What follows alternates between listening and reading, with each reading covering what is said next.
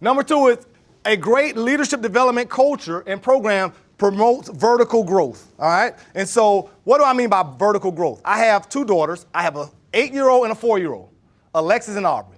Man, they are like night and day. Love them to death, right?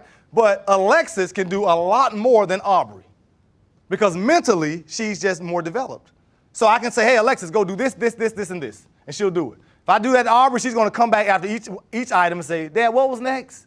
Right? She'll do that. But the vertical growth. Are you creating a program so that mentally your frontline leaders begin to develop mentally so that you can hand off more stuff to them, more challenges? If you're not creating that kind of program, you're limiting yourself and your ability. I said that story earlier about my daughter Alexis, who was able to look into that, what I consider the homeless guy. She saw an artist. She looked into him. That's developing that vertical growth. Number two is it encourages collaboration and support. Creating a program. Listen, you have the best of the best. And the reason I want to try that out here this morning, you went into groups. Each of you own different companies. And we had the best and brightest minds in here put ideas up on the board. Right?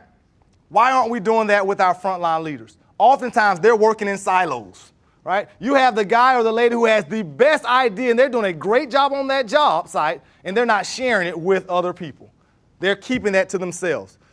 A great leadership development culture allows collaboration and encourages it and gives them praise for doing that, recognition for doing that. The next deal is it articulates company core values.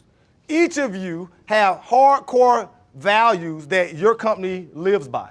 And it's important that you implement those in your training. Not just be great communicators, not just be great delegators, but hey, at our company, this is what this looks like. If you think about that when it comes to football, the New England Patriots, hate them or love them, I mean, they have a culture. They have core values. I don't care how big of a superstar you are on that team, you get in line and understand that it's about team, right? You have big egos who go to that team, and they really shy down. I mean, they turn their ego down when they come in that organization because those core values are being implemented every single day. So when you talk about designing and developing a great program, what are your core values? Lastly, it demonstrates scalability and ROI. Here's the challenge with most leadership developers like myself. We have great programs and a lot of fun, teach you great things.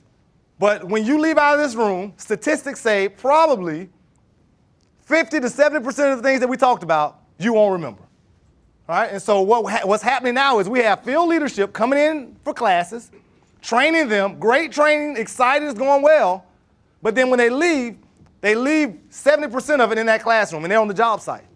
So how do we then demonstrate scalability and ROI so that we can say, hey, it was worth my investment doing that?